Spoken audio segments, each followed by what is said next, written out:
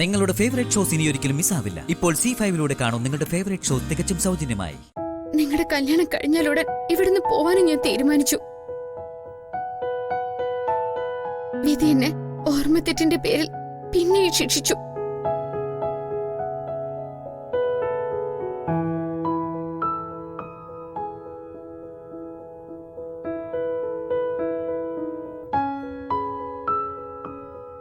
ചേച്ചി, ഞാൻ അറിഞ്ഞുകൊണ്ട് അങ്ങനൊരു നാടകം കളിക്കുന്ന ചേച്ചിക്ക് തോന്നുന്നുണ്ടോ?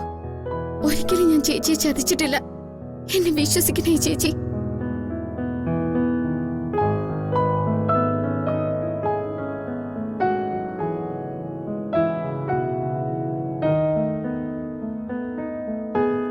പിന്നെ നീ കഴുത്തിലണിഞ്ഞ് നടക്കുന്ന ഈ താലിയോ? ഇത് ഞാൻ അഴിച്ചു മാറ്റാൻ തയ്യാറായതാ.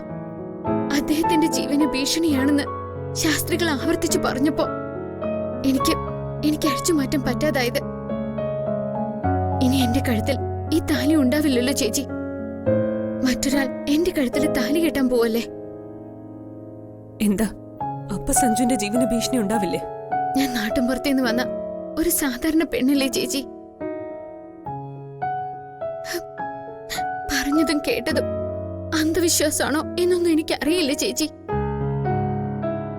എന്നെ മരണത്തിൽ നിന്ന് രക്ഷിച്ച മനുഷ്യന്റെ ജീവൻ രക്ഷിക്കാൻ ഈ താലിക്ക് കഴിയുമെങ്കിൽ ഞാനത് അനുസരിക്കണമെന്ന് മാത്രമേ ഞാൻ കരുതിയുള്ളൂ. അതല്ലാതെ ഒരു ഭാര്യയുടെ മനസ്സുമായി ഞാൻ ഒരിക്കലും ജീവിച്ചിട്ടില്ല. ഇത് ഏത് ദൈവത്തിന്റെ മുന്നിലും സത്യം ചെയ്യാൻ ഞാൻ തയ്യാറാ ചേച്ചി.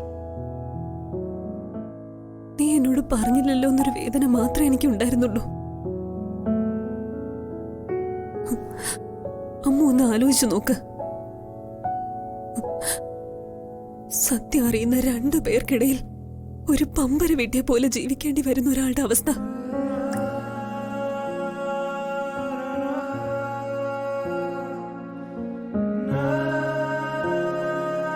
നിന്റെ ഭർത്താവിനെ കണ്ടെത്തി നിങ്ങളെ ഒന്നിപ്പിക്കാൻ ഞാൻ എന്തുമാത്രം ശ്രമിച്ചു, എവിടെയെല്ലാം ഓടി നടന്നു.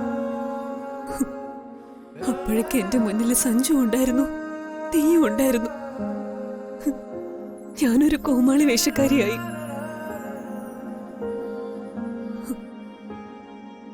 നിനക്കത് പറയാൻ കഴിയില്ലെന്ന് കരുതാം. നിന്റെ ഭാഗത്തുനിന്ന് നോക്കിയാ അത് ശരിയോ?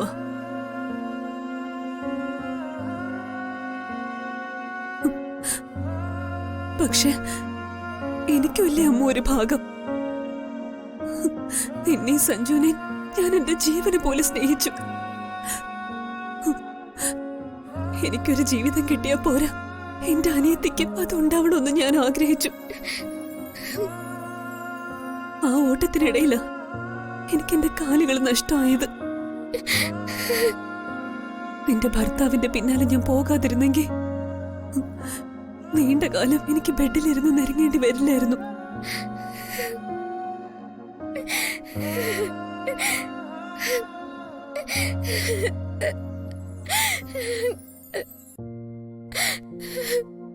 നിന്റെ കഴുത്തിൽ താലി കെട്ടുന്നതിന് മുമ്പോ താലി കെട്ടി എന്റെ മുമ്പിൽ കൊണ്ടുവരുവോ സഞ്ജു ചെയ്തെങ്കിൽ ഞാനത് അംഗീകരിക്കുമായിരുന്നു.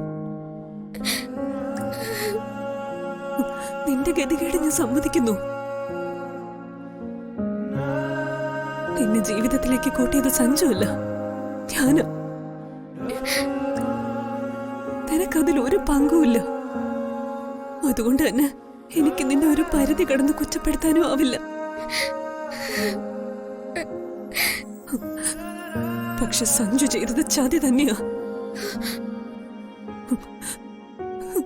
ഒരു ഭർത്താവും ഭാര്യയോട് ചെയ്യാൻ പാടില്ലാത്ത ചതി.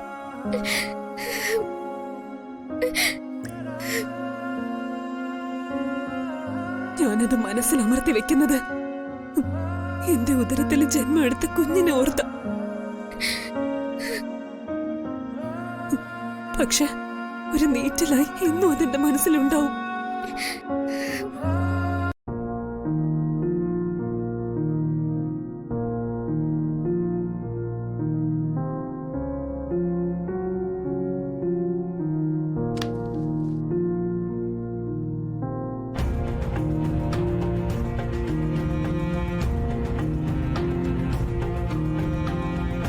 പറയാതിരുന്നത് വലിയ തെറ്റ് തന്നെയാ. അത് ഞാൻ സമ്മതിക്കുന്നു. പക്ഷേ മനസ്സിൽ നിന്ന് പുറത്തു നിർത്തി നീ എന്നെ അവഗണിക്കരുത് സ്വാതി. നമുക്കൊരു കുഞ്ഞു പിറക്കാൻ പോവാ. മനസ്സ് വിഷമിക്കാതെ കഴിച്ചു കൂട്ടേണ്ട സമയം ഇത്. സ്വാതി, അതൊന്നും മനസ്സിലാക്ക്.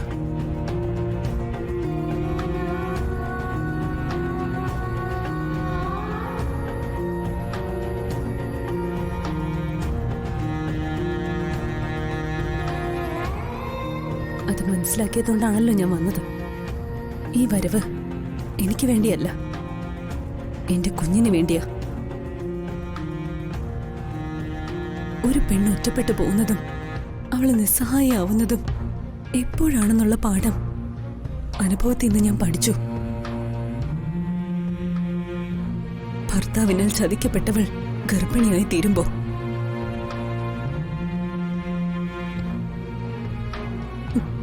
വീട്ടുകാര് പോലും അവൾക്കൊപ്പം ഉണ്ടാവില്ല. എല്ലാം കുഞ്ഞിന് വേണ്ടി എന്നുള്ള വിധിയെഴുത്താവും.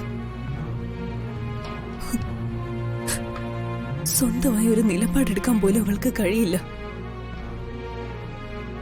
പെണ്ണടിയറവ് പറയുന്നത് ആ നിമിഷത്തിലാ. എനിക്ക് ഈ വീട്ടിലേക്ക് തിരിച്ചു വരേണ്ടി വന്നതും അത് കാരണം തന്നെയാ.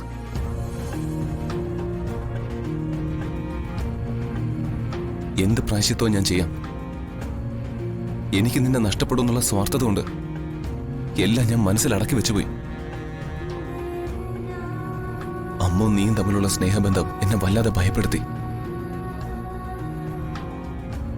അമ്മുവിന് വേണ്ടി എന്നെയും നിന്റെ വീട്ടുകാരെയും വരെ നീ തള്ളിപ്പറഞ്ഞ സംഭവങ്ങൾ ഉണ്ടായിട്ടുണ്ട്. എല്ലാം അറിഞ്ഞു കഴിഞ്ഞാ അമ്മുവും സഞ്ജുവും ഒന്നിച്ച് ജീവിക്കട്ടെ എന്നൊരു തീരുമാനം നീ എടുക്കുമെന്നുള്ള പേടിയായിരുന്നു എനിക്ക്. നീ എന്നോട് ക്ഷമിക്ക്. ഞാനൊരു പച്ചയായ മനുഷ്യനായി പോയില്ലേ? നമുക്ക് ഈ ടോപ്പിക്ക് ഇവിടെ അവസാനിപ്പിക്കാം സഞ്ജു.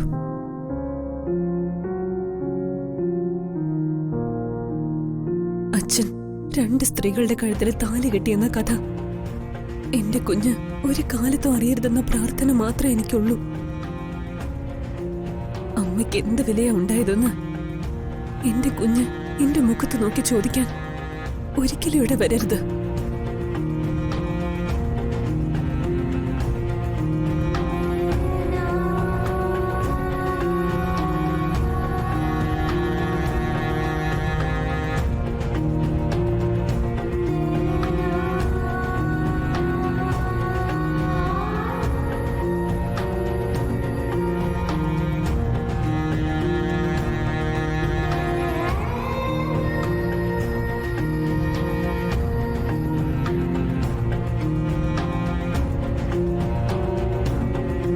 ഡൗൺലോഡ് ചെയ്യൂ C5 ആപ്പ്. കാണൂ എല്ലാ എപ്പിസോഡുകളും സൗജന്യമായി.